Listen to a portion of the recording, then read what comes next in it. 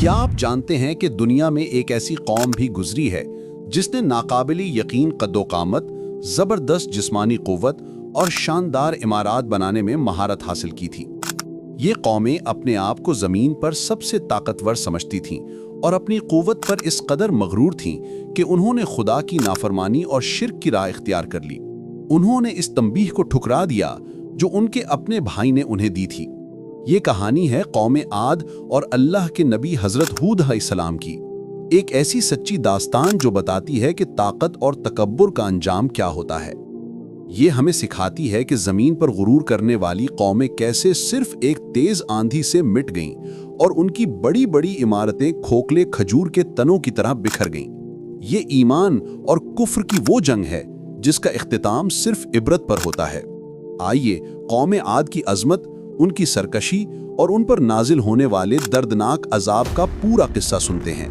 وہ عذاب جس کی پیش گوئی حضرت ہود نے کی تھی مگر کسی نے یقین نہیں کیا۔ السلام علیکم۔ آغاز کا راستہ پر آپ سب کو خوش آمدید۔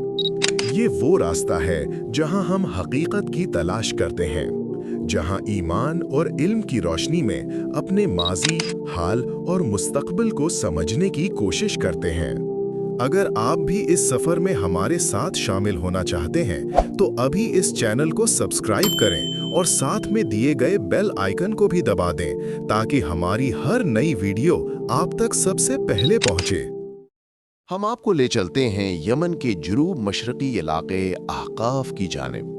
یہ وہ پراسرار سرزمین تھی جو عمان اور حضرموت کے درمیان واقع تھی اور جسے قدیم زمانے میں شہر کا نام دیا جاتا تھا۔ یہ پہاڑیوں اور ریت کے ٹیلوں کی گھاٹیاں تھیں اور یہیں وہ عظیم الشان قوم آباد تھی جسے قوم عاد یا عاد اولا کے نام سے جانا جاتا تھا۔ عاد ایک ایسی قوم تھی جو اعرابی یعنی دیہاتی مزاج رکھتی تھی، لیکن ان کی زندگی کسی صحرائی خانہ بدوش سے کہیں زیادہ شاندار اور ترقی یافتہ تھی۔ ان کی وادی مغیث کے نام سے مشہور تھی اور ان کی رہائش کے طریقے میں دنیا بھر کے لیے ایک حیرت تھی۔ یہ لوگ خیموں میں رہتے تھے، مگر یہ خیمے کوئی معمولی نہیں تھے۔ یہ اتنے مضبوط اور بھاری ستونوں پر قائم ہوتے تھے کہ ان کی مثال پوری دنیا میں نہیں ملتی تھی۔ اسی لیے ان کے شہر کو ارم ذات العماد یعنی ارم جو ستونوں والے تھے کہا جاتا تھا۔ یہ محلات اور رہائشی جگہیں بھی بہت لمبے ستونوں پر کھڑی ہوتی تھیں۔ قوم عاد کی سب سے بڑی شناخت ان کی جسمانی قوت اور قد و قامت تھی۔ طوفان نوح کے بعد اللہ نے سب سے زیادہ پھیلاؤ اور کشادگی انہی کو عطا فرمائی تھی۔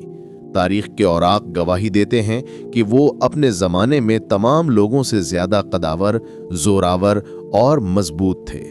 ان کی قوت کا یہ عالم تھا کہ وہ خود بھی یہ دعویٰ کرتے تھے کہ ہم سے بڑھ کر قوت میں کون ہے۔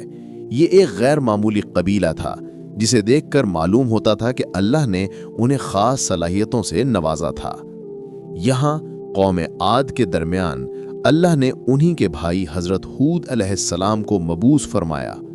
ہود علیہ السلام خود بھی عربی تھے اور بعض روایات کے مطابق ان کا شمار ان 4 عربی انبیاء میں ہوتا ہے۔ وہ اپنی قوم کو محبت اور خیرخواہی سے سمجھانے کے لیے تیار تھے، مگر افسوس اس شاندار قوم کی سب سے بڑی گمراہی ان کے زبردست جسم اور طاقت میں نہیں بلکہ ان کے دلوں میں تھی۔ وہ طوفان نوح کے بعد زمین پر سب سے پہلے بتوں کی پوجا میں مبتلا ہوئے۔ انہوں نے اللہ کی دی ہوئی نعمتوں کا شکر ادا کرنے کے بجائے لکڑی اور پتھر کے خدا تراش لیے۔ ان کے باطل معبودوں کے نام تھے صدا، سمودا اور ہمراہ۔ اسی شرک اور کفر نے ان کی تقدیر پر مہر لگا دی۔ تب اللہ عز و جل نے ان میں انہی کے بھائی حضرت ہود علیہ السلام کو بھیجا۔ حضرت ہود نے اپنی قوم کو خدا کی وحدانیت اور یکتا پرستی کی طرف بلایا۔ انہوں نے نہایت نرمی اور اخلاص کے ساتھ کہا کہ اے بھائیو، صرف خدا ہی کی عبادت کرو، اس کے سوا تمہارا کوئی معبود نہیں۔ کیا تم ڈرتے نہیں؟ انہوں نے انہیں نصیحت کی کہ وہ اللہ کی نعمتوں کو یاد کریں جن کے سبب انہیں قوم نوح کے بعد سردار بنایا گیا اور پھیلاؤ زیادہ دیا۔ انہوں نے یاد دلایا कि अपने परवरदिगार से बख्शिश तलब करके तौबा करें, क्योंकि वो उन पर आसमान से मूसलाधार बारिश बरसाएगा और उनकी ताकत पर ताकत बढ़ाएगा। मगर कौम आद के सरदार जो काफिर थे कहने लगे कि तुम हमें अहमक नजर आते हो और हम तुम्हें झूठा ख्याल करते हैं। उन्होंने कहा, क्या तुम हमारे पास इसलिए आए हो कि हम खुदा की इबादत करें और जिनको हमारे बाप दादा पूछते चले आए हैं उनको छोड़ दें? हज़रत हूद अलैहिस्सलाम ने जवाब दिया कि मेरी कौम, मुझ में हमाकत की कोई बात नहीं, बल्कि मैं रब्बुल आलमीन का पैगंबर हूँ। मैं तुम्हें खुदा के पैगामात पहुँचाता हूँ और तुम्हारा अमानतदार खैरख्वाह हूँ। आपने साफ फरमा दिया कि वो उनकी नसीहत पर किसी अजर या सिले के तलबगार नहीं हैं। कौम आद ने अपनी कुव्वत और तामीरात पर बेइंतहा गरूर कर लिया था। ये सरकश और मुतकब्बिर काफिरों की कौम थी जो बुतों की परस्तिश में हद से गुजरे हुए थे। वो नाहक मुल्क में जोर और जुल्म करने लगे थे और कहते थे कि हमसे बढ़कर कुव्वत में कौन है। हजरत हूद अलैहिस्सलाम ने उनके गुरूर को चैलेंज किया, तुम्हें क्या हो गया है कि तुम हर ऊंची जगह पर अबस निशान तामीर करते हो और ऐसे महल बनाते हो शायद तुम हमेशा रहोगे, और जब तुम किसी को पकड़ते हो तो जालिमाना पकड़ते हो। आपने उन्हें अल्लाह की नेमतें याद कराईं कि इसने उन्हें चारपायों, बेटों, बागों और चश्मों से मदद दी है, मगर वो अपने कुफ्र, शिर्क और सरकशी पर अड़े रहे। वो कहने लगे कि ये तो पहले अंबिया के लोगों के तरीके हैं और हम पर कोई अजाब नहीं आएगा। वो आखिरत के आने को झूठ समझते थे और दुनिया की जिंदगी में आसूदगी पर नाज़ां थे। उनकी हठ धर्मी का आलम यह था कि वो हजरत हूद को मजाक का निशान बनाने लगे। कहने लगे कि ये तो तुम ही जैसा आदमी है, जिस किस्म का खाना तुम खाते हो इसी तरह का ये भी खाता है, और अगर तुमने अपने ही जैसे आदमी का कहा मान लिया तो घाटे में पड़ गए। कौम के काफिरों की जमात ने तो यहां तक कह दिया कि बेशक हम तो तुझको बेवकूफ़ी में मुब्तला देख रहे हैं। उनका मतलब ये था कि हम जो अपने माबूदों की इबादत करते हैं और आप उनको छोड़ने की बात कर रहे हैं, ये सरासर बेवकूफ़ी है। कौम आद ने हजरत हूद से एक वाज़े दलील या मोजज़ा तलब किया।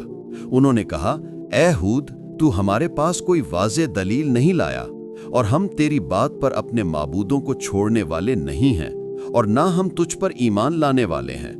बल्कि उन्होंने उल्टा हजरत हूद पर इल्ज़ाम लगाया और कहा, हम तो बस यही कहते हैं कि हमारे बाज़ माबूदों ने तुझे आसेब पहुंचाकर दीवाना कर दिया है। यानी वो समझते थे कि बुतों के गुस्से की वजह से हजरत हूद की अकल उड़ गई है और वो जुनून में मुब्तला हो गए हैं। इस पर हजरत हूद अलैहिस्सलाम ने उनको चैलेंज किया। आपने कहा, मैं खुदा को गवाह बनाता हूं और तुम भी गवाह रहो कि जिनको तुम खुदा का शरीक बनाते हो मैं उन सब से बाजार हूं। तुम सब मिलकर मेरे बारे में जो तदबीर मक्र करना चाहो कर लो और मुझे मोहलत न दो। ये हजरत हूद अलैहिस्सलाम का कामिल ईमान और मोजज़ाना चैलेंज था। उन्होंने उनके झूठे माबूदों से मुकम्मल बेजारी जाहिर की और वाज़े कर दिया कि वो किसी नफ़ा या नुकसान के मालिक नहीं। आपने फरमाया कि मैंने तो अल्लाह पर भरोसा कर लिया है जो मेरा और तुम्हारा सबका परवरदिगार है। ज़मीन पर जो भी चलने फिरने वाला है वो उसको चोटी से पकड़े हुए है।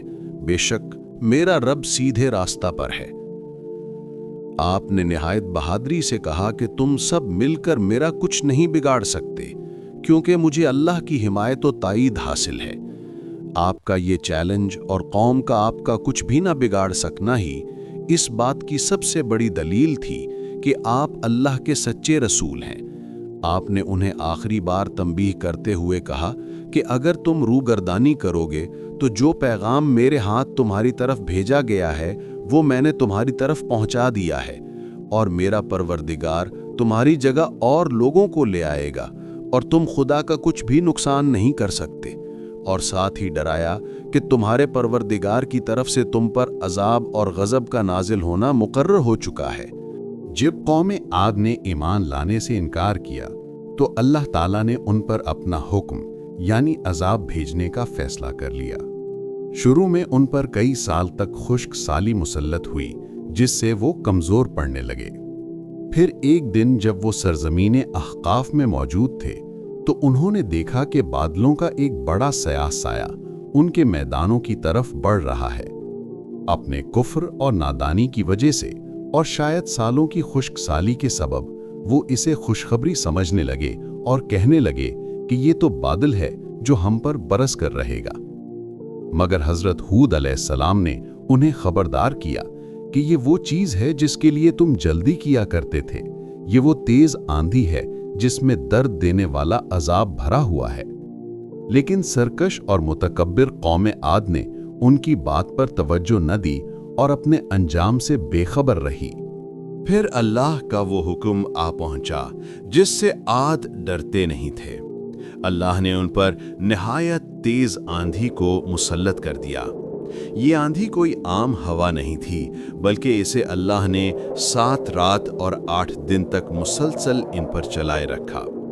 قرآن میں اسے نحوست کے دنوں میں چلائی گئی سخت آندھی کہا گیا ہے۔ یہ آندھی ہر چیز کو اپنے پروردگار کے حکم سے تباہ کیے دیتی تھی۔ یہ جس چیز پر بھی چلتی اس کو ریزہ ریزہ کر کے بغیر نہیں چھوڑتی تھی۔ یہ خوفناک آندھی قوم کے لوگوں کو اٹھا اٹھا کر پٹخنا شروع ہو گئی۔ انہیں اس طرح اکھاڑ ڈالتی تھی گویا کہ وہ کھجوروں کے کھوکھلے تنے ہیں۔ ان کی عظیم الشان قوت اور ان کے دراز قد کسی کام نہ آئے۔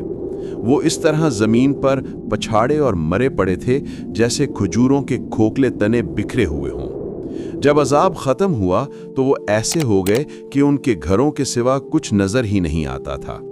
ان کی پوری تہذیب، ان کا تکبر اور ان کی طاقت مٹی کا ڈھیر بن گئی۔ جب اللہ کا حکم یعنی عذاب آ پہنچا تو اللہ نے حضرت ہود علیہ السلام کو اور وہ لوگ جو ان کے ساتھ ایمان لائے تھے ان کو اپنی مہربانی سے بچا لیا اور انہیں عذاب شدید سے نجات دی۔ اس دنیا میں بھی لعنت ان کے پیچھے لگی رہی اور قیامت کے دن بھی لگی رہے گی۔ وہ لوگ جنہوں نے اللہ کی نشانیوں سے انکار کیا، اس کے پیغمبروں کی نافرمانی کی اور ہر سرکش و شریر کا کہا مانا، ان کی جڑ کاٹ دی گئی۔ ان ظالم لوگوں پر لعنت بھیجی گئی۔ قوم عاد کا یہ واقعہ پوری انسانیت کے لیے ایک عبرت ہے۔ ان کا غرور کہ ہم سے بڑھ کر قوت میں کون ہے انہیں مہنگا پڑا۔ اللہ نے انہیں اپنی قوت دکھائی کہ جس نے انہیں پیدا کیا ہے وہ ان سے قوت میں کہیں بڑھ کر ہے۔ یہ قصہ ہمیں یاد دلاتا ہے کہ اللہ کی پکڑ بہت زبردست ہے اور اس نے اپنے پیغمبر کی نافرمانی کرنے والوں کی جڑیں کاٹ دیں۔ حضرت ہود علیہ السلام کو جن بستیوں میں جھٹلایا گیا وہ مٹ گئیں اور آج بھی ان کی داستان ہمیں تنبیہ کرتی ہے۔ اللہ پر بھروسہ کرنے والے ہمیشہ بچا لیے جاتے ہیں، جبکہ متکبر لوگ عبرت کا نشان بن جاتے ہیں۔ کمنٹ سیکشن میں اپنی قیمتی رائے کا اظہار ضرور فرمائیں۔ آپ کو ہماری ڈاکیومنٹری کیسی لگی تاکہ ہمیں حوصلہ افزائی ہو۔ ویڈیو دیکھنے کے لیے آپ سب کا بہت بہت شکریہ۔ اپنا بہت سارا خیال رکھیے۔